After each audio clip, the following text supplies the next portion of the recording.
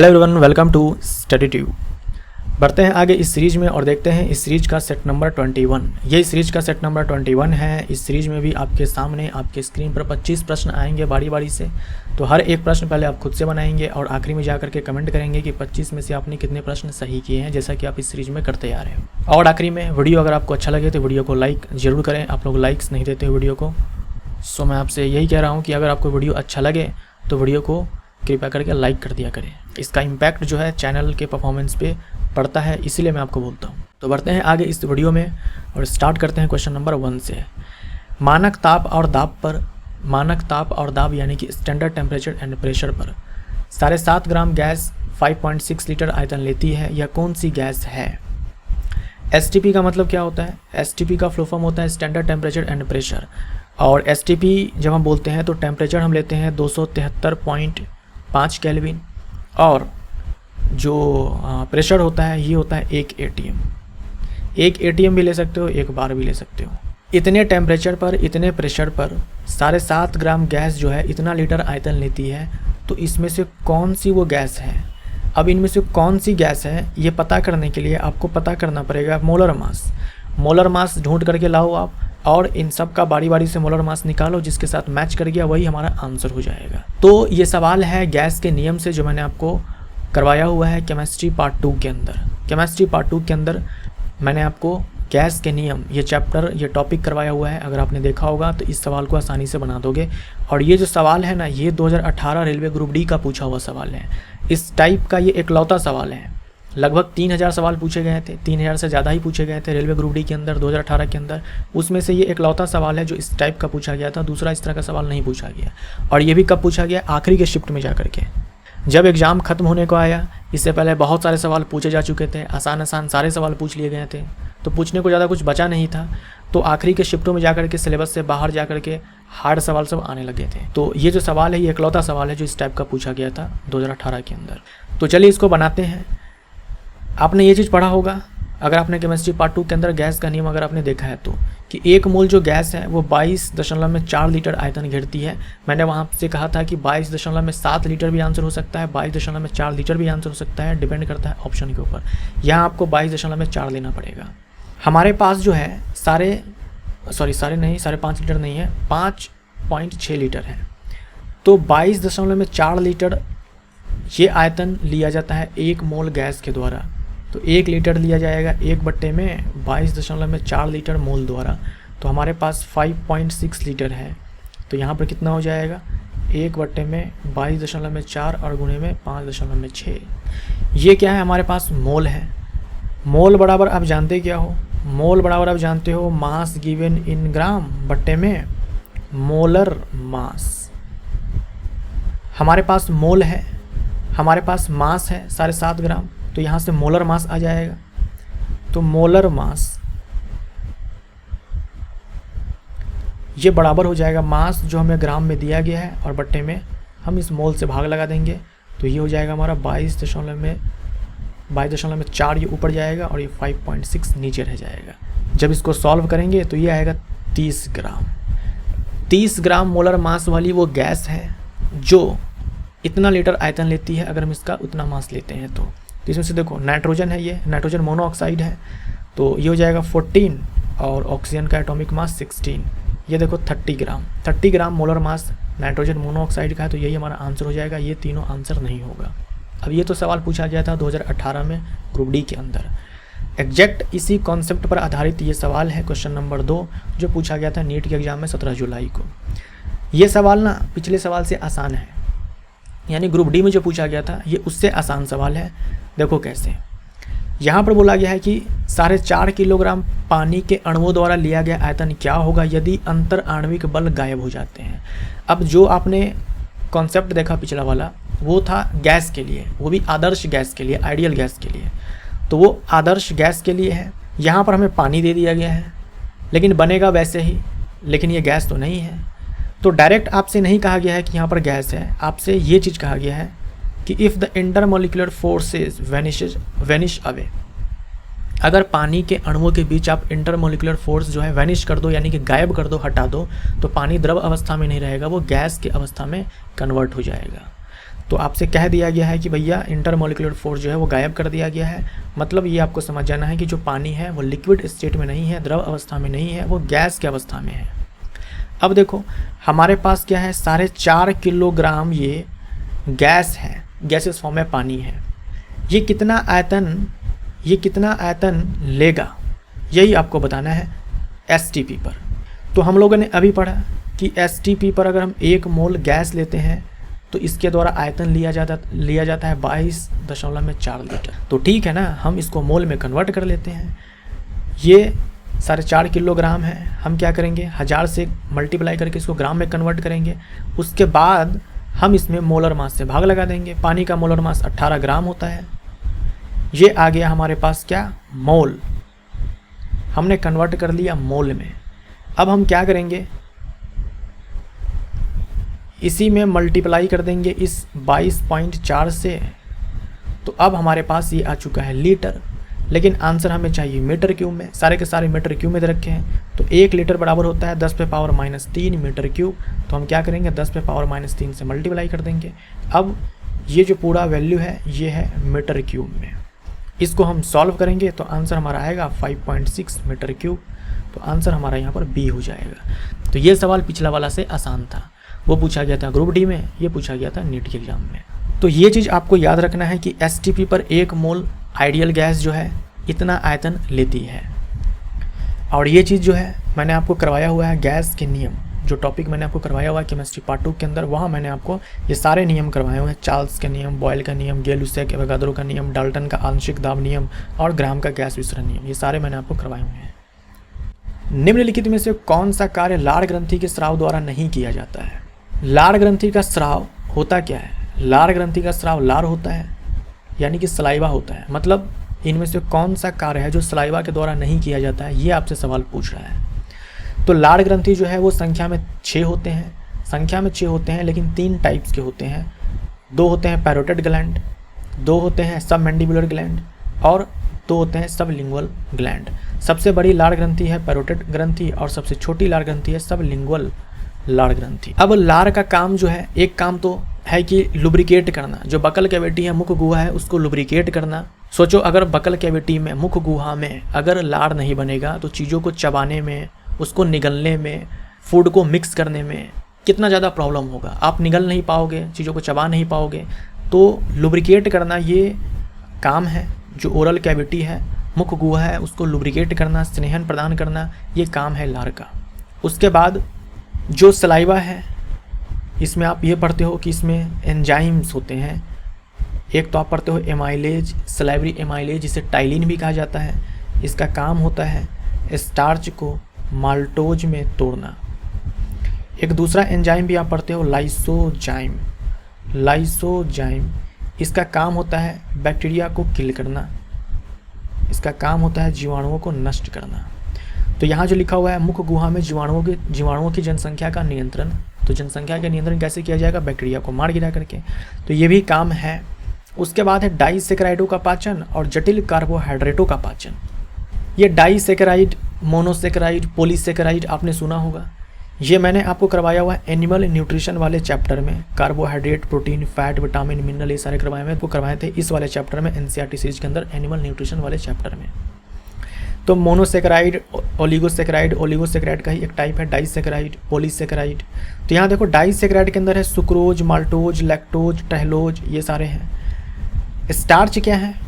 क्योंकि लार तो स्टार्च को तोड़ता है, जो एमाइलेज है ये स्टार्च को माल्टोज में तोड़ता है। स्टार्च है हमारा पॉलीसेकेराइड, और पॉलीसेकेराइड जो होते हैं ये कॉम्प्लेक्स कार्बोहाइड्रेट होते हैं। तो डाइजेशन ऑफ कॉम्प्लेक्स कार्बोहाइड्रेट ये तो काम है, बी काम नहीं है। डाइसेकेराइड का जो पाचन है ये छोटी आंत में जाकर के होता है। सुक्रोज को पचाने के लिए सुक्रेज होता है, माल्टोज को पचाने के लिए माल्टेज होता है, लैक्टोज को पचाने के लिए लैक्टेज होता है। तो ये सारे जो है छोटी आंत में मिलते हैं हमें। लार में होता है एमाइलेज, जो स्टार्च को तोड़ता है। स्टार्च जो होता है वो कॉम्प्लेक्स कार्बोहाइड्रेट है, क्योंकि ये पॉलीसेकेराइड है। तो आंसर हमारा बी हो जाएगा। नेक्स्ट है हमारा, मनुष्य में सामान्य शारीरिक स्थितियों के तहत प्रत्येक 100 मिलीलीटर ऑक्सीजन युक्त रक्त ऊतकों को डैश मिलीलीटर O2 पहुंचा सकता है। हमारे बॉडी के अंदर अगर 100 ml ब्लड जो है ये ऑक्सीजनेटेड है, यानी 100 ml ब्लड है जिसमें कि ऑक्सीजन है, ऑक्सीजनेटेड ब्लड बोलते हैं ना हम लोग, ऑक्सीजन युक्त रक्त जो बोलते हैं। एक तो होता है डीऑक्सीजनेटेड, एक होता है ऑक्सीजनेटेड। तो ऑक्सीजनेटेड ब्लड जो है अगर हम 100 ml वहाँ पर लेते हैं हमारे बॉडी के अंदर, तो ये ऊतक के पास कितना ऑक्सीजन पहुँचाता है, क्योंकि ऑक्सीजनेटेड ब्लड है, ब्लड हमारे पूरे बॉडी में फ्लो हो रहा है, तो उसका काम है ऑक्सीजन को सप्लाई करना, उसी के थ्रू ऑक्सीजन जो है कोशिकाओं के पास, ऊतक के पास पहुंचती है। तो 100 ml ब्लड जो है अपने साथ कितने ऑक्सीजन को लेकर के ऊतकों के पास जाता है, ये सवाल में पूछा गया है। और ये जो है ये एग्जैक्ट कॉपी पेस्ट है NCERT का, ये NCERT का कटआउट है क्लास 11th का। तो देखो, every 100 ml of oxygenated blood can deliver around 5 ml of O2 to the tissue under normal physiological conditions. यही लाइन यहाँ पर चिपका दिया गया है नेट के एग्जाम में। तो 5 ml हमारा आंसर हो जाएगा। 100 ml ऑक्सीजनेटेड ब्लड जो है ऊतकों के पास 5 ml ऑक्सीजन पहुँचाता है। ये सवाल भी है गैस के नियम से। 10 लीटर का फ्लास्क है जिसमें 64 ग्राम ऑक्सीजन है, 27 डिग्री सेल्सियस पर है। तो 64 ग्राम जो ऑक्सीजन है फ्लास्क के अंदर, वो ऑक्सीजन गैस जो फ्लास्क की दीवारें हैं उस पर कुछ दबाव डालेगी। सवाल में यही पूछा गया है कि फ्लास्क के अंदर का दबाव है वो भी आपको बताना है बार में। तो देखो, PV = nRT ideal gas equation, ये आप जानते हो, आपने पढ़ा है केमिस्ट्री पार्ट 2 के अंदर गैस के नियम में। हमसे पूछा है प्रेशर, वो भी बार में। वॉल्यूम हमें दिया गया है, यहाँ पर N है मोल, डायरेक्ट हमें मोल नहीं दिया गया है लेकिन हम मोल निकाल सकते हैं। ये दिया गया द्रव्यमान है, इसी में हम ऑक्सीजन O2 के मोलर मास से भाग लगा देंगे तो हमें मोल मिल जाएगा। O2 जो है वो रियल गैस है, आइडियल गैस नहीं है, लेकिन यहाँ पर हमें मानना है कि O2 जो है ये आइडियल गैस है, क्योंकि ये जो इक्वेशन है ये आइडियल गैस के लिए, आदर्श गैस के लिए ही काम करता है। R है गैस कांस्टेंट, जिसका मान आपको हमेशा दिया होगा एग्जाम में, हमेशा आपको दिया होगा जब भी सवाल पूछा जाएगा तो। और टेम्परेचर जो कि हमें 27 डिग्री सेल्सियस दिया गया है। अब देखिए, इस फॉर्मूले को लगाने के लिए यूनिट का ना बहुत ही ध्यान रखना पड़ता है। आप कौन से यूनिट में कौन सा मान पुट करोगे ये आपको पता चलेगा R के मान से, ठीक है, R के मान से आपको पता चलेगा। देखो, यहाँ लीटर दिया गया है, मतलब वॉल्यूम हमें लीटर में लेना है। यहाँ पर बार दिया गया है, मतलब प्रेशर हमको बार में मिलेगा या फिर बार में आपको लेना है। टेम्परेचर केल्विन में आपको लेना है, उसके बाद आपको मोल लेना है। तो चलिए अब हम क्या करते हैं, इसको बनाते हैं। हमें प्रेशर चाहिए तो nRT और बट्टे में यहाँ पर V हो जाएगा। N का मान देखो, हमें मोल चाहिए तो मोल 64 और बट्टे में मोलर मास, O2 का मोलर मास 32 ग्राम हो जाएगा। उसके बाद R का मान लेना है, यहाँ पर दिया हुआ है 0.0831। टेम्परेचर आपको चाहिए केल्विन में, यहाँ पर देखो 27 डिग्री सेल्सियस दिया है, तो हम क्या करेंगे 273 इसमें जोड़ देंगे तो वो केल्विन में आ जाएगा, तो 300 केल्विन। तो हमने N पुट कर दिया, यहाँ पर R पुट कर दिया, T पुट कर दिया। इसको जब हम सॉल्व करेंगे तो जो हमारा आंसर आएगा वो 4.9, वो भी बार में आएगा, तो B हमारा आंसर हो जाएगा। कशेरुक दंड यानी कि वर्टिब्रल कॉलम यानी कि बैकबोन के दो निकटवर्ती अस्थियों के बीच क्या उपस्थित होता है। जो बैकबोन है हमारे पास, उसमें कितनी हड्डियां हैं, 26 हड्डियां हैं। बैकबोन में 26 हड्डियां हैं, हर एक हड्डी को हम लोग वर्टेब्रा बोलते हैं, मतलब टोटल 26 वर्टिब्रे हैं। ये देखो, ये एक वर्टिब्रा है, ये एक वर्टिब्रा है, ये एक वर्टिब्रा है, और हर दो वर्टिब्रे के बीच में देखो आपको ये एक डिस्क दिखलाया गया है। इस डिस्क को बोलते हैं इंटरवर्टिब्रल डिस्क, या फिर बोलते हैं इंटरवर्टिब्रल फाइब्रो कार्टिलेज। कार्टिलेज यानी ये जो डिस्क है ये फाइब्रो कार्टिलेज का बना होता है, तो हमारा आंसर यहाँ पर कार्टिलेज हो जाएगा। जो कार्टिलेज है, बोन्स, कार्टिलेज, अस्थि, उपास्थि, ये सारे क्या है, संयोजी ऊतक है। ये जो एडियोलर टिश्यू है ये भी संयोजी ऊतक है। हमारे बॉडी के अंदर 3 प्रकार की पेशियां होती हैं, चिकनी पेशी, कंकाल पेशी और हृदय पेशी। ये जो इंटरकैलेटेड डिस्क है ना, ये आपको कहाँ पे मिलेगा, कार्डियक मसल में, हृदय पेशी में। कार्डियक मसल में ये आपको देखने को मिलेगा इंटरकैलेटेड डिस्क। उसके बाद है लिस्ट 1 को लिस्ट 2 से मैच करना है। लिस्ट 1 में देखो क्या है, एंटासिड है, एंटीहिस्टामिन है, एनाल्जेसिक है, एंटी माइक्रोबियल है, और यहाँ है सेल्वर्सन, मॉर्फिन, सिमेटेडिन और सेल्डेन। अब इन सब के बारे में मैंने आपको पढ़ाया हुआ है औषध एवं रसायन वाले टॉपिक में केमिस्ट्री पार्ट 2 के अंदर। मैं आपसे बोलता हूँ ना कि NCERT का जो केमिस्ट्री है और केमिस्ट्री पार्ट 2 जो है, इन दोनों को आप देखोगे तब जाकर के 100% आपका ये केमिस्ट्री कंप्लीट होगा। और इस टॉपिक से रेलवे के अंदर कम सवाल पूछा गया था 2018 में, लेकिन एसएससी के एग्ज़ाम में बहुत सारे सवाल पूछे जाते हैं इस वाले टॉपिक से।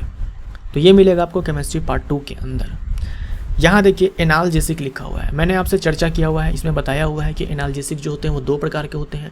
पहली बात तो एनाल्जेसिक का काम होता है दर्द को कम करना, ये पेन किलर है, लेकिन 2 प्रकार के होते हैं। एक पेन किलर वो होता है जो दर्द को तो कम करेगा, साथ में नशा भी आएगा उसको लेने से, और एक दूसरा होता है जो दर्द को कम करेगा लेकिन नशा नहीं आएगा। जैसे यहाँ देखो मैंने सवाल करवाया हुआ है इसी वाले टॉपिक में कि कौन सा नारकोटिक एनाल्जेसिक है, कौन सा नारकोटिक एनाल्जेसिक नहीं है। तो नारकोटिक एनाल्जेसिक हम उसे बोलते हैं जो दर्द को तो कम करे लेकिन नशा भी आएगा उससे।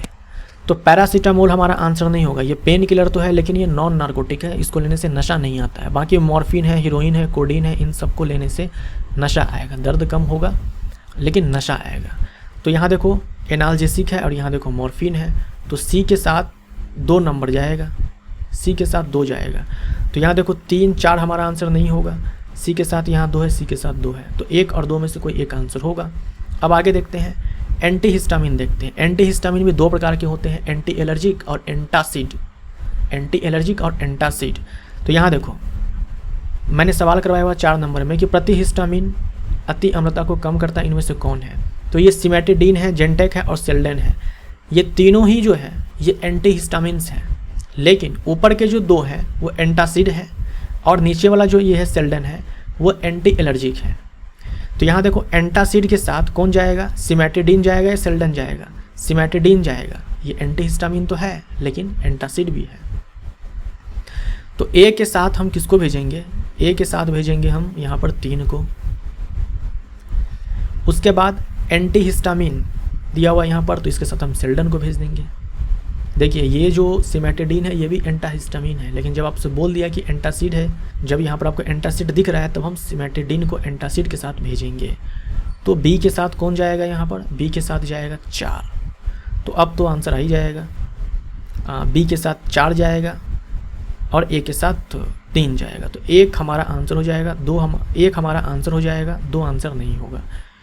ए हमारा यहाँ पर ए के साथ 3, बी के साथ 4, सी के साथ 2। ठीक है, ये जो सेल वर्सन है ये एंटी माइक्रोबियल है, यानी प्रति सूक्ष्म जीवों को मारने वाला। यदि कोई कार सीधी सड़क पर स्थिर चाल से चल रही है, मतलब चाल में कोई परिवर्तन यहाँ पर नहीं हो रही है, 5 सेकंड में यह 150 वर्ग काट दो मीटर की यात्रा करती है, तो निम्न में कौन सा गलत है। ये जो कार है इसकी स्पीड है, सॉरी स्पीड तो नहीं है, डिस्टेंस, ये जो कार है ये डिस्टेंस ट्रैवल करती है 150 मीटर की कितने टाइम में, 5 सेकंड में। तो इन 4 विकल्प में से कौन गलत है। एवरेज स्पीड 30 मीटर पर सेकंड, क्या इसका एवरेज स्पीड 30 मीटर पर सेकंड है, निकाल लेते हैं। स्पीड बराबर total distance upon total time, तो यहाँ से आ जाएगा 30 मीटर पर सेकंड, यानी 1 सेकंड में 30 मीटर ये गाड़ी चलती है, कार चलती है, तो एवरेज स्पीड जो है 30 मीटर पर सेकंड है। ये स्टेटमेंट सही है। 1 सेकंड में 30 मीटर ट्रैवल करती है, 30 मीटर पर सेकंड का मतलब ही यही हुआ। उसके बाद है 8 सेकंड में ट्रैवल करती है 240 मीटर। अगर 1 सेकंड में 30 मीटर चलती है तो 8 मीटर में 240 मीटर चलेगी, ये स्टेटमेंट भी सही है। और 6 सेकंड में कितनी चलेगी, 6 और गुने में 30, 180। 1 सेकंड में अगर 30 मीटर चलती है, 1 सेकंड में 30 मीटर चलती है तो 6 सेकंड में 180 मीटर चलेगी, तो 150 मीटर हमारा आंसर नहीं होगा, तो ये इनकरेक्ट है। नेक्स्ट है क्वेश्चन नंबर 9 जो कि है बहुलक चैप्टर से। बहुलक जो चैप्टर है मैंने आपको करवाया हुआ है केमिस्ट्री पार्ट 2 के अंदर। 3 पार्ट्स में कंप्लीट करवाया हुआ है इस चैप्टर को, और बहुत ही अच्छे तरीके से मैंने पॉलीमर आपका ख़त्म कराया हुआ है केमिस्ट्री पार्ट 2 के अंदर। यहाँ कह रहा है कि जो थर्मोप्लास्टिक पॉलीमर्स होते हैं उसको हीट करके हम सॉफ्ट कर सकते हैं और कूल करके हार्ड कर सकते हैं, और ऐसा बार बार कर सकते हैं, कैपेबल ऑफ रिपीटेडली, ऐसा हम बार बार कर सकते हैं। क्या ये सही है, क्या हम थर्मोप्लास्टिक पॉलीमर के साथ ऐसा कर सकते हैं। जैसे मान लीजिए एक थर्मोप्लास्टिक पॉलीमर है और उससे मैंने एक ये शेप बनाया, ठीक है, एक ऐसा मान लो मैंने सिलेंड्रिकल शेप बनाया, मुझे ये पसंद नहीं आया, हम क्या करेंगे, इसको शेप चेंज करेंगे। शेप चेंज करने के लिए सॉफ्ट करना पड़ेगा, सॉफ्ट करने के लिए हम क्या करेंगे, हीट करेंगे, सॉफ्ट करेंगे, और मान लो इस बार मैंने ये शेप बना दिया, फिर से हमें पसंद नहीं आया तो फिर से हम क्या करेंगे, इसको हीट करेंगे, सॉफ्ट करेंगे, शेप चेंज करेंगे। तो ऐसा हम थर्मोप्लास्टिक पॉलीमर के साथ बार बार कर सकते हैं, सही है, लेकिन थर्मोसेटिंग के साथ नहीं कर सकते हैं। थर्मोसेटिंग पॉलीमर्स जो है रीयूजेबल नहीं होते हैं, इसके साथ हम वो काम नहीं कर पाएंगे जो हम थर्मोप्लास्टिक के साथ करते हैं। तो ये स्टेटमेंट जो है गलत है। थर्मोसेटिंग पॉलीमर्स जैसे कि यहाँ पर देखो ये लिखे हुए हैं, ये सारे थर्मोसेटिंग पॉलीमर्स है। यहाँ पर स्ट्रेंथ दिया गया है कि सबसे ज़्यादा जो स्ट्रेंथ है थर्मोसेटिंग के पास है, सबसे कम इलास्टोमर के पास है। इसके पीछे कारण ये है कि जो इलास्टोमर्स हैं उनमें बहुलक श्रृंखलाएं एक दूसरे के साथ दुर्बल अंतर आणविक बलों द्वारा जुड़ी होती है। तो ये भी सही है। और जो फाइबर्स होते हैं इनके पास टेंसाइल स्ट्रेंथ जो होता है वो हाई होता है। थर्मोसेटिंग के बाद फाइबर्स का ही नंबर आता है। तो ये स्टेटमेंट भी सही है। तो बी हमारा जो है यहाँ पर करेक्ट आंसर है।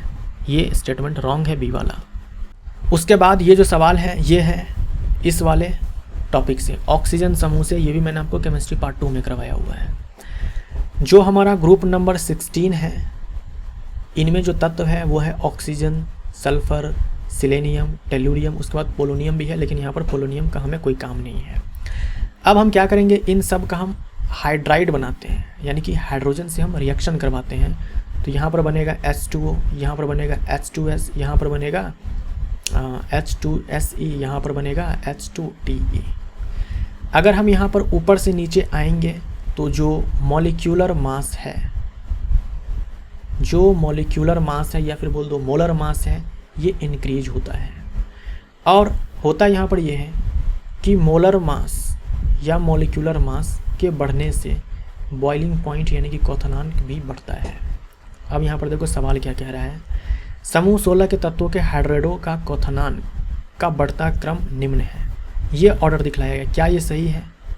यहाँ मैंने आपसे कहा कि जब हम ऊपर से नीचे आएंगे तो मोलर मास में वृद्धि होगा, और मोलर मास में वृद्धि होगा तो बॉइलिंग पॉइंट भी बढ़ेगा।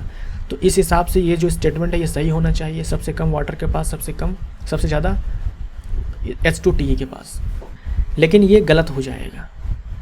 ये जो है ना, ये ऑर्डर यहाँ से यहाँ के लिए सही है, यानी सबसे ज़्यादा H2TE के पास है, उससे कम है H2SE के पास, उससे कम है H2S के पास। वाटर का सबसे कम होना चाहिए, लेकिन होता कुछ ऐसा है कि वाटर का सबसे ज़्यादा हो जाता है। इसके पीछे कारण ये है, जल के अणु के बीच में हाइड्रोजन बॉन्ड काम करता है, हाइड्रोजन बॉन्ड होता है। इसीलिए सबसे कम मॉलिक्यूलर मास होने के बावजूद भी जो पानी है इसका बॉइलिंग पॉइंट इस पूरे में सबसे ज़्यादा हो जाएगा। तो इसलिए ये ऑर्डर जो है, ये जो दिया गया ये गलत है। तो स्टेटमेंट 1 जो है हमारा वो इनकरेक्ट है, ये इनकरेक्ट है। इन हाइड्राइडो के क्वथनांक मोलर द्रव्यमान में वृद्धि के साथ बढ़ते हैं। देखिए, अगर यहाँ पर जल नहीं होता तो हम ये बिल्कुल बोल सकते थे कि हाइड्राइडो का जो क्वथनांक है मोलर द्रव्यमान बढ़ने से बढ़ेगा, क्योंकि यहाँ पर जल को भी शामिल कर दिया है। तो आप जानते हो इस ऑर्डर में चेंज हो जाएगा, पानी का सबसे ज़्यादा हो जाएगा। तो पानी है, इसलिए ये स्टेटमेंट भी गलत हो जाएगा हमारा। अगर पानी नहीं होता तो सही हो जाता। तो दोनों स्टेटमेंट्स जो है वो इनकरेक्ट है। तो डी हमारा आंसर हो जाएगा। Both statement 1 and statement 2 are incorrect. एक कार जिसका द्रव्यमान 1000 किलोग्राम है और जो 30 मीटर पर सेकंड की गति से चल रही है, एक समान मंदन से 50 मीटर की दूरी पर रुकती है। ब्रेक द्वारा उस पर कितना बल लगाया गया? देखिए, जो कार है ये चल रही थी 30 मीटर पर सेकंड की स्पीड से। ब्रेक लगाने के बाद जो कार है वो तो रुक जाएगी, तो रुक गई, रुकी। जैसे कार चल रही थी, अब ऐसा तो है नहीं कि ब्रेक जैसे लगाते हैं कार रुक जाती है। ब्रेक लगाते हैं, धीरे धीरे कार जो है वो रुकती है, और जब तक ये रुकती है तब तक वो 50 मीटर की डिस्टेंस जो है वो कवर कर लेती है। हमें मास दिया गया है 1000 किलोग्राम। ब्रेक द्वारा उस पर कितना बल लगाया गया? तो देखो, बल बराबर द्रव्यमान गुने में त्वरण होता है। द्रव्यमान तो पता है लेकिन त्वरण ही नहीं पता है, तो त्वरण हम लोग निकाल लेते हैं। हमारे पास U है, V है, S है, तो हम यहाँ पर लगाएंगे formula V² = U² + 2AS। V हमारे पास 0 है, U का मान 30 है, तो 30 गुने में 30 हो जाएगा, प्लस 2 इंटू में A इंटू में 50। यहाँ से A हमारा आ जाएगा -30 गुने में 30 और बटे में 2 गुने में 50। तो ये हमारा पूरा कैंसिल आउट हो जाएगा 9 टाइम्स। तो A बराबर -9 मीटर पर सेकंड स्क्वायर। बोल भी रखा है मंदन से, मंदन है तो नेगेटिव एक्सीलरेशन तो आएगा ही। तो यहाँ पर बल जो हो जाएगा हमारा वो हो जाएगा 1000 और गुने में -9, यानी कि -9000 न्यूटन। माइनस साइन हमें यहाँ पर ये दिखला रहा है कि जिस दिशा में कार चल रही थी उसके विपरीत दिशा में बल लगाया गया, तभी तो कार रुकेगी ना, इसीलिए यहाँ पर माइनस आया, तो -9000 न्यूटन हमारा आंसर। अब ये सेम सवाल है पिछला वाला, लेकिन इसमें हमें ब्रेक द्वारा कार्य पूछा गया है। अच्छा, ब्रेक जो है बल लगाया और गाड़ी रुक गई। मान लो गाड़ी जो है, जो कार है इस दिशा में चल रही थी, विस्थापन इस दिशा में था, तो बल लगाया गया विपरीत दिशा में, तो किया गया जो कार्य होगा हमारा वो ऋणात्मक होगा, वो नेगेटिव होगा। क्योंकि यहाँ पर हमें साइन नहीं दिया गया है तो कोई दिक्कत नहीं, हम केवल मैग्नीट्यूड निकाल लेंगे। तो यहाँ वर्क हो जाएगा हमारा फोर्स इंटू में डिस्प्लेसमेंट, बल गुना विस्थापन। बल हम लोगों ने पिछले सवाल में निकाला ही -9000 न्यूटन, और विस्थापन हमारा 50 मीटर है। तो यहाँ से हमारा आ जाएगा कितना, -45 इंटू 10⁻⁴, -4.5 इंटू 10⁵ जूल हमारा आंसर आ जाएगा। डी हमारा यहाँ पर राइट आंसर होगा। क्वेश्चन नंबर 13, यहाँ भी दो स्टेटमेंट्स दिए गए हैं, स्टेटमेंट 1 और स्टेटमेंट 2। बताना है इनमें से कौन सही है। मेंडल ने मटर के पौधों में विषम लक्षणों के 7 युग्मों का अध्ययन किया और वंशानुक्रम के नियमों का प्रस्ताव किया। सबको इसका आंसर पता होगा कि ये जो है ट्रू स्टेटमेंट है। उसके बाद देखो, मेंडल ने मटर के पौधे के 7 लक्षणों पर जो जांच किया वो थे बीज का आकार और रंग, फूल के रंग, फली का आकार यानी पॉड का शेप एंड कलर, फूल की स्थिति और तने की ऊंचाई। बहुत ही आसान सवाल है, आपको लग भी रहा होगा, आपने आंसर ढूंढ भी लिया होगा कि ये ट्रू है। देखो, बीज का आकार और बीज का रंग जो यहाँ दिया हुआ है, बीज का आकार और बीज का रंग, फूल के रंग, यहाँ देखो फूल के रंग, फूल की स्थिति, फूल की स्थिति, उसके बाद फली का आकार यानी पॉड का शेप एंड फली का रंग, पॉड का कलर और तने की ऊंचाई। तो 7 कैरेक्टर्स एंड 14 ट्रेट्स। तो ये स्टेटमेंट भी सही है, तो हमारा आंसर सी हो जाएगा। स्टेटमेंट 1 और स्टेटमेंट 2 दोनों ही सही है। तो ये बहुत ही आसान सवाल पूछा गया था नीट के एग्जाम में 17 तारीख को। जब ग्लूकोज का प्रत्येक अणु पायरुविक अम्ल के 2 अणुओं में परिवर्तित होता है तब एटीपी का नेट लाभ होता है। एटीपी का फुल फॉर्म होता है एडिनोसाइन ट्राइफॉस्फेट, इसे हम एनर्जी करेंसी भी बोलते हैं। ये नीट का पूछा हुआ सवाल है और बहुत ही आसान सवाल है।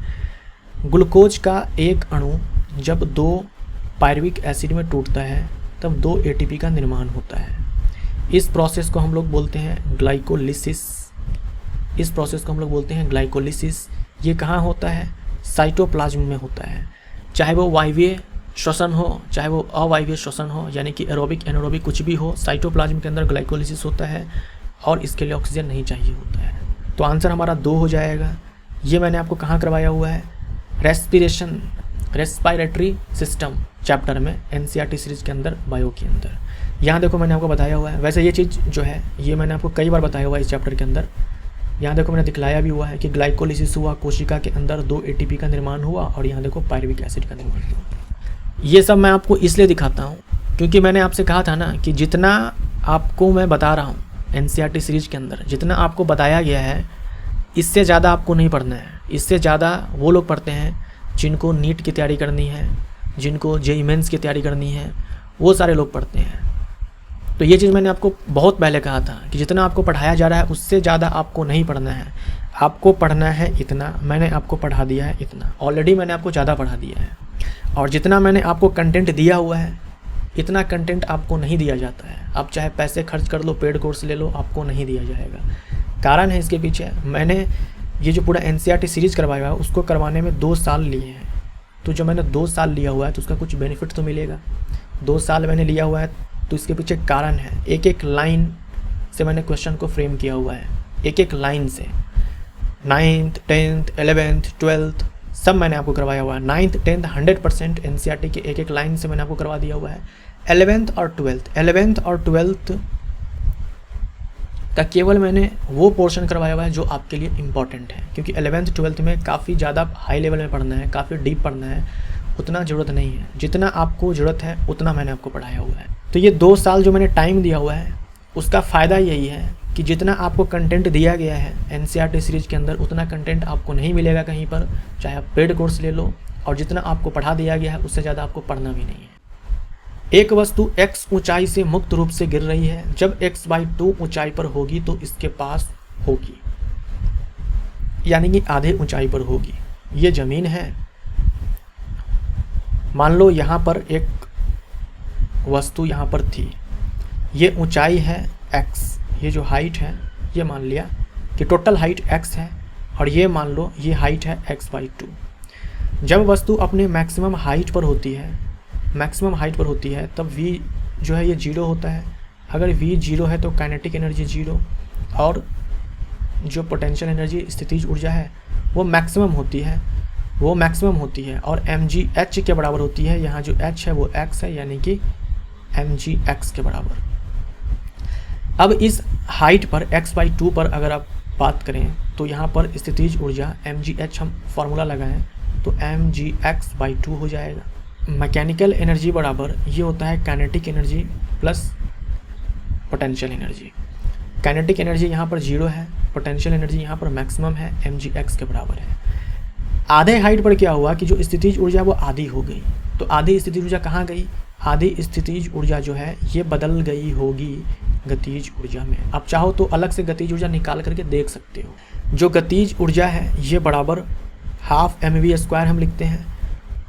अब देखो हमें v² चाहिए, v बराबर हम यहाँ पर निकाल सकते हैं ना, v² = u² plus 2g2as। u का मान 0 हो जाएगा, वस्तु जब ऊपर से नीचे की ओर आएगी तो u का मान 0, क्योंकि वस्तु जो है मुक्त रूप से गिर रही है। 2 हो जाएगा इंटू में a का मान हम यहाँ पर g लेंगे, और s के स्थान पर हम क्या लेंगे? x/2 लेंगे। तो यहाँ से v² आ गया 2gx/2, ये 2 से ये 2 खत्म, यानी कि v² बराबर हमारा gx आ गया। तो अब इस वैल्यू में पुट करो आप, यहाँ पर v² के स्थान पर आप gx पुट करो तो ये mgx/2 आ जाएगा। देखो अलग से आपने निकाल करके देख लिया। तो x/2 हाइट पर, यानी कि आधे ऊंचाई पर, आधी स्थितिज ऊर्जा और आधी गतिज ऊर्जा वस्तु के पास होती है। इससे ऊपर की अगर हम बात करें, यानी कि यहाँ पर अगर हम बात करें तो जो स्थितिज ऊर्जा है वो ज़्यादा होती है गतिज ऊर्जा से। जैसे जैसे वस्तु नीचे आएगी स्थितिज ऊर्जा घटती चली जाएगी, गतिज ऊर्जा बढ़ती चली जाएगी। लेकिन इस वाले ऊंचाई तक जो है स्थितिज ऊर्जा अधिक होती है गतिज ऊर्जा से, और इस हाफ में क्या हो जाएगा? जो स्थितिज ऊर्जा है वो कम हो जाएगी गतिज ऊर्जा से। ज़मीन पर टकराने से ठीक पहले गतिज ऊर्जा शून्य हो जाएगी, स्थितिज ऊर्जा शून्य हो जाएगी और गतिज ऊर्जा अधिकतम हो जाएगी। हाइड्रोक्लोराइड कैरागीन किससे प्राप्त किया जाता है? ये जो कैरागीन है ये एक पदार्थ है जो जेल जैसा पदार्थ होता है, जेल जैसा बोल दो या फिर गम जैसा पदार्थ होता है। इसका इस्तेमाल जो है चीज़ बनाने में, क्रीम बनाने में, जूस बनाने में, बहुत सारी चीज़ों में होता है। पेंटिंग में, प्रिंटिंग में, बहुत सारी चीज़ों में होता है। तो ये जो कैरागीन है ये प्राप्त होता है रेड एल्गी से, लाल शैवाल से, और लाल शैवाल को हम लोग रोडोफाइसी बोलते हैं। तो ये हमारा आंसर हो जाएगा, रोडोफाइसी। अच्छा, लाल शैवाल जो है वो लाल क्यों होता है? क्योंकि इसके पास पिगमेंट होता है फाइकोएरिथ्रिन। फाइकोएरिथ्रिन नाम का पिगमेंट होता है जिसके कारण ये लाल होता है। फायोफाइसी हम लोग किसको बोलते हैं? फायोफाइसी हम लोग बोलते हैं ब्राउन एल्गी को। ब्राउन एल्गी जो थैलोफाइटा है उसके अंदर ये क्लास है रोडोफाइसी, जिसके अंदर रेड एल्गी आते हैं। फायोफाइसी जिसके अंदर ब्राउन एल्गी आते हैं। और ब्राउन एल्गी ब्राउन इसलिए है, बूढ़ा शैवाल बूढ़ा इसलिए है क्योंकि इसके पास पिगमेंट है फिकोजेंथिन। और ये जो क्लास है क्लोरोफाइसी, इसके अंदर ग्रीन एल्गी आते हैं, हरे शैवाल आते हैं। और हरे शैवाल जो हैं वो हरे इसलिए होते हैं क्योंकि इनके पास क्लोरोफिल होता है। वैसे क्लोरोफिल ब्राउन एल्गी के पास भी है, रेड एल्गी के पास भी है, लेकिन ग्रीन एल्गी में ये क्लोरोफिल जो है ज़्यादा डोमिनेंट है, क्लोरोफिल इसके पास अधिक है, इसलिए ये ग्रीन है। निम्नलिखित में से कौन सा विलयन अम्लीय प्रकृति का है? वो विलयन अम्लीय प्रकृति का होगा जिसका pH 7 से कम होगा। तो ये सोडियम क्लोराइड है, NaCl है, जिसका pH आप जानते होंगे 7 के बराबर होता है। ये आंसर नहीं है। अमोनियम क्लोराइड है, NH4Cl, इसका जो pH है वो 7 से कम होता है, तो ये अम्लीय है। ये सोडियम कार्बोनेट है, Na2CO3, ये सोडियम हाइड्रोक्साइड है। इन दोनों का pH जो है वो 7 से ज़्यादा होता है, 7 से ज़्यादा होता है, तो ये भी आंसर नहीं, ये भी आंसर नहीं। गैसीय पादप वृद्धि नियंत्रक पादपों में किस लिए किए जाते हैं? देखिए ये जो है ना पादप वृद्धि नियंत्रक, इसे बोलते हैं प्लांट ग्रोथ रेगुलेटर, शॉर्ट में इसे PGR बोलते हैं। ये जो PGR है प्लांट ग्रोथ रेगुलेटर है, ये है फाइटो हार्मोन यानी कि प्लांट हार्मोन। प्लांट हार्मोन को ही PGR कहा जाता है। और देखो यहाँ पर गैसीय लिख दिया है यानी कि गैसियस प्लांट हार्मोन, मतलब इनडायरेक्ट वे में आपसे कहा गया है इथाइलिन के बारे में कि बताइए इथाइलिन के बारे में इनमें से कौन सही है। तो प्लांट हार्मोन चैप्टर जो है आपको अच्छे से पढ़ने हैं, यहाँ से सवाल आपके एग्जाम में भी बहुत पूछे जाते हैं। प्लांट हार्मोन चैप्टर में इथाइलिन के बारे में मैंने आपसे बात किया हुआ है और पहला ही लाइन देखो यहाँ पर लिखा हुआ है मूल वृद्धि और मूल रोम को प्रोत्साहित करना। रूट का ये ग्रोथ करवाएगा ये इथाइलिन हार्मोन, और रूट हेयर्स देखो रूट हेयर्स ये बनवाते हैं जिसका काम होता है अवशोषण करना। तो जड़ों की वृद्धि और मूल रोम के निर्माण को उन्नत करने के लिए जिससे कि अवशोषण की सतह में वृद्धि हो, तो ये स्टेटमेंट जो है हमारा वो सही है। तो डी हमारा आंसर हो जाएगा। और खीरा में मादा पुष्पन को बढ़ावा देना, ये सवाल भी पूछा गया था। तो प्लांट हार्मोन के अंदर जो है ये सारी ही बातें मैंने आपको बताई हुई है। एपाइकल डोमिनेंस को तोड़ना, देखिए जो ये ऑक्सिन हार्मोन होता है, ऑक्सिन हार्मोन क्या करवाता है कि ये ब्रांचेज नहीं निकलने देता है, लेकिन ये शिखर की लंबाई को बढ़ाता है। तो इसी को बोलते हैं एपाइकल डोमिनेंस। तो ऑक्सिन का काम ये होता है कि हम क्या करेंगे, ब्रांच नहीं निकलने देंगे लेकिन केवल लंबाई को बढ़ाएंगे। तो इसी को हम एपाइकल डोमिनेंस बोलते हैं, मतलब जो एपेक्स वाला पार्ट है वो डोमिनेंट कर जाता है, जो लेटरल वाला पार्ट है वो डोमिनेंट नहीं कर पाता है, नहीं निकल पाता है। लेकिन जो साइटोकाइनिन है ठीक इसके उल्टा काम करता है, जो साइटोकाइनिन हार्मोन है ठीक इसके उल्टा काम करता है, ये एपाइकल डोमिनेंस को रोकता है। तो ये जो काम है ना ये साइटोकाइनिन का है। साथ में आपने ये भी पढ़ा होगा ऑक्सिन का काम जो है द्विबीजपत्री जो खरपतवार होते हैं उसको नष्ट करता है, तो ये ऑक्सिन का काम था, तो ये भी आंसर नहीं होगा। साथ में मैंने आपसे ये भी कहा था कि जो जिबरलिन होता है, जिबरलिक एसिड, ये माल्टिंग के प्रोसेस को बढ़ाता है। तो आंसर हमारा यहाँ पर डी हो जाएगा। दो लगातार संपीड़न या दो लगातार विरलन के बीच की दूरी को कहते हैं। तो जो साउंड वेव है, ध्वनि तरंग है, ये अनुदैर्ध्य तरंग है और ये संपीड़न और विरलन के रूप में चलती है। तो जो संपीड़न वाला स्थान होता है इसके बारे में तो पहले आपको ये ध्यान में रखना है कि यहाँ पर हाई डेंसिटी और हाई प्रेशर होता है। संपीड़न वाले स्थान पर माध्यम के कण जो है वो काफ़ी पास होते हैं, तो हाई डेंसिटी और हाई प्रेशर होता है। और विरलन वाले स्थान पर ठीक उल्टा लो डेंसिटी और लो प्रेशर होता है, निम्न घनत्व और निम्न दबाव, और संपीड़न वाले स्थान पर उच्च घनत्व उच्च दबाव। तो पहला पॉइंट तो आपको ये याद रखना है। उसके बाद याद रखना है दो लगातार संपीड़न या दो लगातार विरलन के बीच की दूरी को हम लोग तरंग दैर्ध्य बोलते हैं, वेवलेंथ बोलते हैं। जैसे हम लोग मैकेनिकल वेव के अंदर बोलते हैं कि दो लगातार क्रस्ट या दो लगातार ट्रफ के बीच की दूरी को हम लैम्डा बोलते हैं, ऐसे ही हम लोग लॉन्गिट्यूडनल वेव के केस में, जैसे कि साउंड वेव है, अनुदैर्ध्य तरंग के केस में हम बोलते हैं कि ये जो वेवलेंथ है ये दो लगातार कंप्रेशंस या दो लगातार रेयरफैक्शंस के बीच की दूरी है। सी हमारा राइट आंसर हो जाएगा। निम्न में अंतःद्रव्यी जालिका यानी कि एंडोप्लाज्मिक रेटिकुलम ER के बारे में बताना है कि कौन सा कथन गलत है।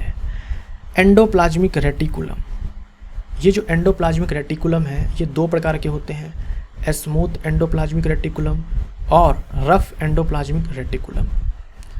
चिकनी अंतःप्रद्रव्यी जालिका और खुरदरी अंतःप्रद्रव्यी जालिका। अब देखो स्मूथ एंडोप्लाज्मिक रेटिकुलम को हम लोग स्मूथ इसलिए बोलते हैं क्योंकि इनसे राइबोसोम जो है नहीं चिपके होते हैं, और रफ एंडोप्लाज्मिक रेटिकुलम को हम लोग रफ इसलिए बोलते हैं क्योंकि इनके साथ राइबोसोम चिपके होते हैं। राइबोसोम को हम प्रोटीन फैक्ट्री बोलते हैं, है ना।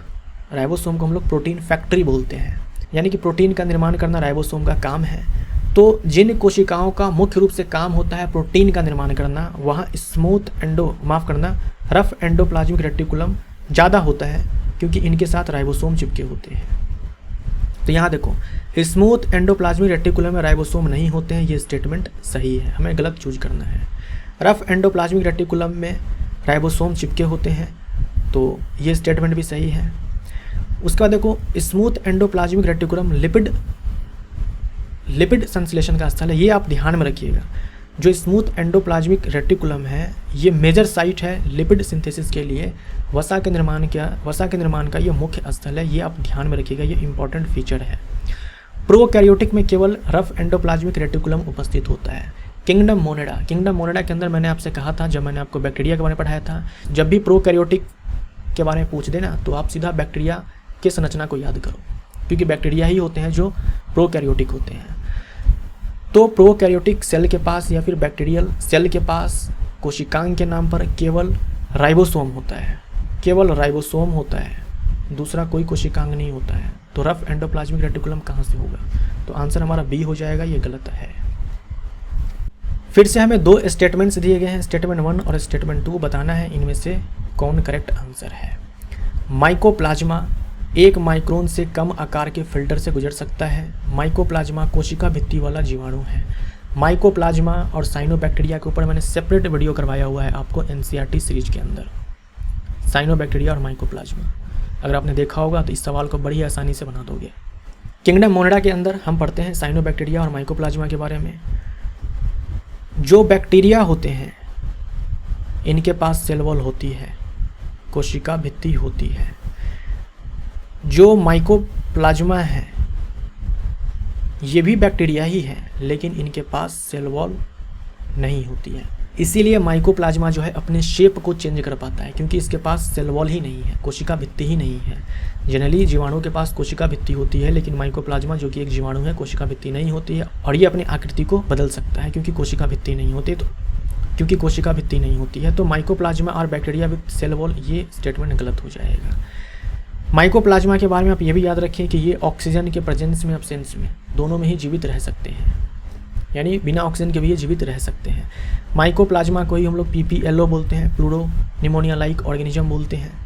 और जो इसका साइज है वो होता है 0.1 माइक्रोमीटर से 0.15 माइक्रोमीटर। तो यहाँ जो बोला है कि 1 माइक्रो से कम आकार के फिल्टर से गुजर सकता है, तो ये गुजर सकता है क्योंकि इसका साइज़ देखो ये है, 1 माइक्रोन से बहुत छोटा है, तो ये गुजर सकता है। तो ये स्टेटमेंट जो है ये सही हो जाएगा। माइकोप्लाज्मा के बारे में आप ये भी याद रखें कि ये स्मॉलेस्ट लिविंग सेल है, स्मॉलेस्ट सेल है लेकिन लिविंग सेल है। देखो क्यों बोला लिविंग यहाँ पर, क्योंकि जो वायरस होते हैं वो माइकोप्लाज्मा से भी छोटे होते हैं, लेकिन वायरस को हम लोग लिविंग नहीं बोलते हैं, नॉन लिविंग भी नहीं बोलते हैं, सजीव निर्जीव कुछ नहीं बोलते हैं, दोनों के बीच की संयोजक कड़ी मानते हैं। तो इसीलिए यहाँ पर लिविंग लगा दिया गया है कि अगर हम लिविंग की बात करें, जो कि बैक्टीरिया लिविंग होते हैं, वो सबसे छोटे होते हैं माइकोप्लाज्मा। तो यहाँ पर स्टेटमेंट 1 जो है करेक्ट है, लेकिन स्टेटमेंट 2 जो है इनकरेक्ट है। एक आदमी है जो पहाड़ के पास हाथों से ताली बजाता है और गूंज सुनता है 4 सेकंड के बाद, यानी इको सुनता है आफ्टर 4 सेकेंड्स। साउंड की स्पीड जो है वो ये है। बताना है आदमी और पहाड़ के बीच दूरी कितनी है। तो यहाँ कुछ नहीं करना है, D = V × T/2, ये फार्मूला याद रखिए, सीधा अप्लाई कीजिए और आंसर निकल कर के आ जाएगा। 330 गुने में टाइम है 4 सेकंड बट्टे में 2, यहाँ से 2 दूनी में 4, तो 066 मीटर हमारा आंसर हो जाएगा। उस आदमी और पहाड़ के बीच की जो दूरी है वो 660 मीटर है। अब है क्वेश्चन नंबर 23। जीवों के बीच में कई प्रकार के इंटरेक्शंस होते हैं, आपने पढ़ा होगा, अमेंसिलिज्म, कमेंसिलिज्म, कंपटीशन, प्रिडेशन, है ना, प्रभक्षण, स्पर्धा, सभोजिता, अंतरजातीय, सहजीवीय संबंध, लाइकेन में जो होता है, ये सारे क्या है, इंटरेक्शंस हैं। तो कुछ इंटरेक्शंस ऐसे होते हैं, जैसे मान लो 2 प्रजाति है A और B, तो कुछ इंटरेक्शंस ऐसे होते हैं जिनमें दोनों का फ़ायदा होता है, कुछ ऐसे होते हैं जिनमें दोनों का नुकसान होता है, कुछ ऐसे होते हैं एक को फ़ायदा होता है दूसरे को नुकसान होता है, कुछ ऐसे होते हैं एक को फ़ायदा होता है दूसरे को प्रभाव नहीं पड़ता है, कुछ ऐसे होते हैं एक को फ़ायदा होता है या नहीं होता है और दूसरा जो है अनअफेक्टेड रहता है। तो इस प्रकार से कई प्रकार के इंटरेक्शंस होते हैं। तो जब एक प्रजाति को फ़ायदा होता है तो उसके लिए हम माइनस साइन दिखाते हैं, जिसके लिए फ़ायदा होता है उसको हम प्लस से दिखाते हैं, और जब अनअफेक्टेड हो, अप्रभावित हो, तो हम 0 से दिखाते हैं। ये पूरा स्टेटमेंट यही यहाँ पर कह रहा है। आपसे बताना है कि इनमें से कौन सा वो इंटरेक्शन है जिसके लिए हम एक प्रजाति के लिए प्लस साइन देंगे और एक प्रजाति के लिए माइनस साइन देंगे। मतलब इनमें से कौन है जो एक फ़ायदे में रहेगा और दूसरा नुकसान में रहेगा। इसी सीरीज़ के अंदर मैंने आपको ये टेबल दिया हुआ है, म्यूचुअलिज्म दोनों का फ़ायदा होगा, परिजीवता, एक को फ़ायदा एक को नुकसान। परफेक्शन, एक को फ़ायदा एक नुकसान। कमेंसलिज्म, एक को फ़ायदा होगा दूसरा जो है अप्रभावित रहेगा। अमेंसलिज्म, एक को नुकसान होगा दूसरा अप्रभावित रहेगा। और कंपटीशन के लिए दोनों माइनस। तो यहाँ देखो अमेंसलिज्म में, जो अमेंसलिज्म है इसमें एक को नुकसान होगा दूसरा अप्रभावित रहेगा, तो ये आंसर नहीं होगा। हमें एक प्लस एक माइनस में चाहिए। सहभोजिता, कमेंसलिज्म में एक को फ़ायदा होगा दूसरा जो है अप्रभावित रहेगा, ये भी आंसर नहीं होगा। कॉम्पिटिशन में दोनों का नुकसान होगा, तो ये भी आंसर नहीं होगा। प्रीडेशन में देखो एक को फ़ायदा एक को नुकसान होगा। जैसे शेर ने खा लिया हिरन को, तो शेर को फ़ायदा हुआ, हिरन तो मर गया, तो प्रीडेशन हमारा यहाँ पर आंसर हो जाएगा। प्राणियों में वर्गीकी संवर्ग का कौन सा अधिक्रमिक विन्यास आरोही क्रम में सही है? टैक्सोनॉमिक कैटेगरी के अंदर हम लोग जो हेरारिकल अरेंजमेंट पढ़ते हैं, बताना है इनमें से कौन जो है असेंडिंग ऑर्डर में करेक्ट है। तो देखो गलतियाँ तो सभी से होती है, मुझसे भी होती है गलतियाँ, आपसे भी होती है, आपसे होती है ना। एग्ज़ाम में आप जाते हो, एग्ज़ाम देते हो, आंसर आपको पता होता है सवाल का, लेकिन फिर भी उस सवाल का आंसर आप गलत करके चले आते हैं। गलती तो भगवान से भी हो जाती है। ऐसे ही यहाँ पर नीट में भी क्या हुआ है, जिन्होंने भी क्वेश्चन सेट किया हुआ है वो भी इंसानी है, उनसे भी यहाँ पर गलती हो गई है। ये एग्जैक्ट सवाल है जो पूछा गया था। यहाँ पूछा यह गया था कि ये जो टैक्सोनॉमिकल हायरार्की है उसका असेंडिंग ऑर्डर बताना इनमें से कौन है। तो देखो असेंडिंग ऑर्डर ये होता है, ये असेंडिंग ऑर्डर है और ये डिसेंडिंग ऑर्डर है। असेंडिंग ऑर्डर की शुरुआत होगी प्रजाति से या जाति से और ख़त्म हो जाएगी कहाँ पर जाकर के, जगत पे। इनमें से देखो पूछा तो है असेंडिंग ऑर्डर के बारे में, लेकिन जाति से किसी में भी शुरुआत नहीं हो रही है। जगत है, जगत है, जगत है, जगत है, तो ये करेक्शन है। यहाँ पर स्टेटमेंट जो है यहाँ पर असेंडिंग, स्टेटमेंट में यहाँ पर असेंडिंग है, यहाँ पर डिसेंडिंग होना चाहिए। तो आप क्या करेंगे, यहाँ पर डिसेंडिंग लिखेंगे और डिसेंडिंग करने के साथ हमारा आंसर यहाँ पर बी हो जाएगा। डिसेंडिंग में हम चलेंगे कहाँ से, किंगडम से। किंगडम के बाद फाइलम है, फाइलम के बाद क्लास है, क्लास के बाद ऑर्डर है, फैमिली है, जीनस स्पीशीज है, तो बी हमारा आंसर हो जाएगा। और ये जो है ना टैक्सोनॉमिकल हायरार्की, ये सब मैंने आपको पढ़ाया हुआ है द लिविंग वर्ल्ड चैप्टर में, एनसीईआरटी सीरीज के अंदर बायो में। हाइड्रोकार्बन जिसका आणविक सूत्र C5H12 है, कितने समावयव बनाते हैं, कितने आइसोमर्स बनाते हैं? तो ये टेबल याद रखें। मीथेन, इथेन, प्रोपेन ये आइसोमरिज्म नहीं दिखाते हैं, ये सारे दिखाते हैं। ये है ब्यूटेन, ये है पेंटेन, ये है हेक्सेन, ये है हेप्टेन, ऑक्टेन, नोनेन, डेकेन। तो हमसे पूछा था पेंटेन के बारे में, तो 3 आइसोमर्स होते हैं, तो 3 हमारा यहाँ पर राइट आंसर हो जाएगा। आइसोमर्स जो होते हैं उनका जो रासायनिक सूत्र है वो एक समान होता है, लेकिन संरचना अलग अलग होते हैं। जो आइसोमर्स होते हैं, जैसे यहाँ देखो मैं इसका बताता हूँ, C4H10 है। अब C4H10 है, हम संरचना 2 प्रकार से बना सकते हैं। एक तो हम ऐसे बना सकते हैं और दूसरा हम ऐसे बना सकते हैं। यहाँ पर मैंने हाइड्रोजन नहीं लिखा है, सब पर हाइड्रोजन लगाया जाएगा, ठीक है। तो फॉर्मूला तो यही है, लेकिन एक ये है संरचना और एक ये है, तो ये दोनों कहलाते हैं आइसोमर्स। तो 2 हो जाएगा ब्यूटेन के केस में, 3 हो जाएगा पेंटेन के केस में। ये है नॉर्मल ब्यूटेन, ये है आइसोब्यूटेन। तो ये हमारा जो सेट नंबर 21 है ये समाप्त होता है। वीडियो अगर आपको अच्छा लगा हो तो वीडियो को लाइक ज़रूर करें। मिलते हैं अगले सेट में। Thank you so much.